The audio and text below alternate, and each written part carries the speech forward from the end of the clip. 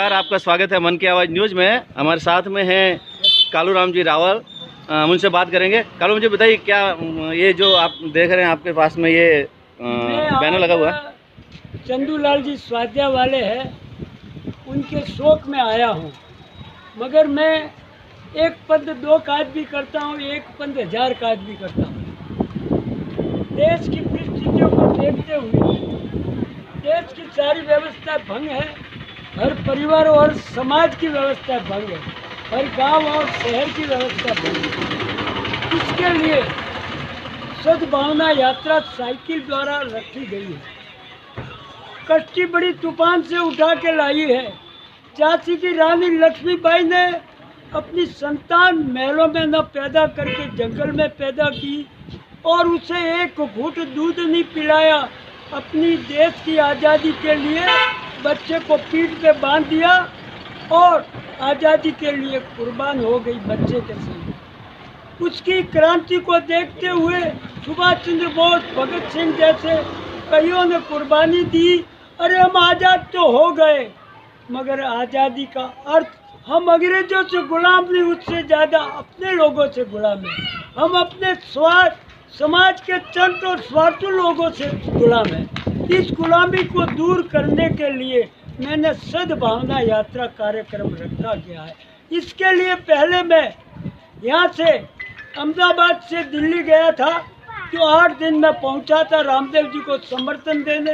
अरे रामदेव जी पर जो अत्याचार हुआ, जो आपके सामने है, भारत का संविधान बनाने वाले नेताओं ने अपने संविधान का उल्लंघन किया, जिसके लिए मैं वहाँ उल्लंघन होने से उनका अत्याचार मुझे सहन नहीं हुआ। मैं अहमदाबाद से जलियांवाला बाग भयंकर सर्दी में मैं मकर संक्रांति के दिन जलियांवाला बाग स्वर्ण मंदिर माथा टेकने गया। आप ये सारी यात्राएं साइकिल से करते हैं? जी, मैं 2011 से साइकिल यात्रा करता हूँ। साइकिल एक टॉनिक और वीटा है। साइकिल से शक्ति मिलती है।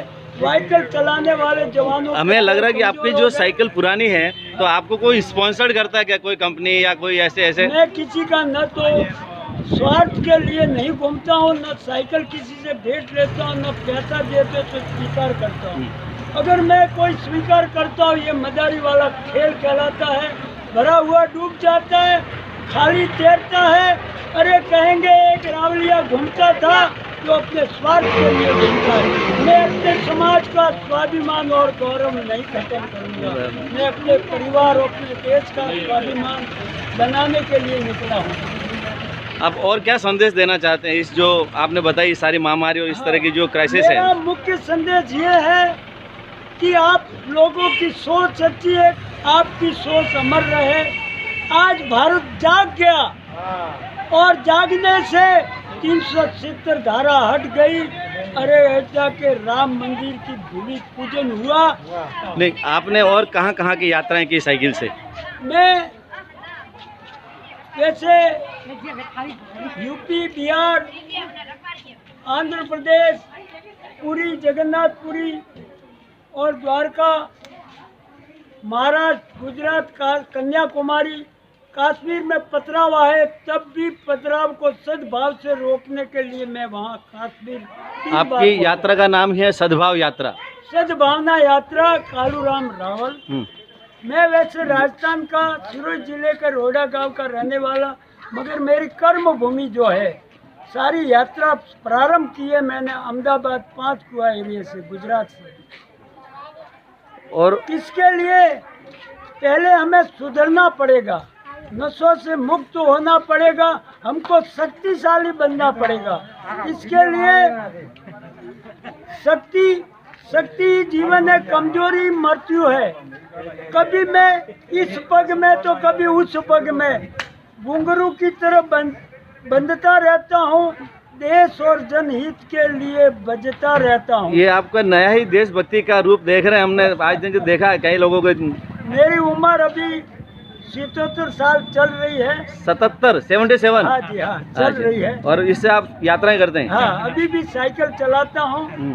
साइकिल टॉनिक और विटा, इससे मेरे को आपके परिवार में बच्चे वगैरह ये क्या मेरे इससे प्रभावित 5 होते हैं? लड़के हैं और पूरा परिवार नशा मुक्त है।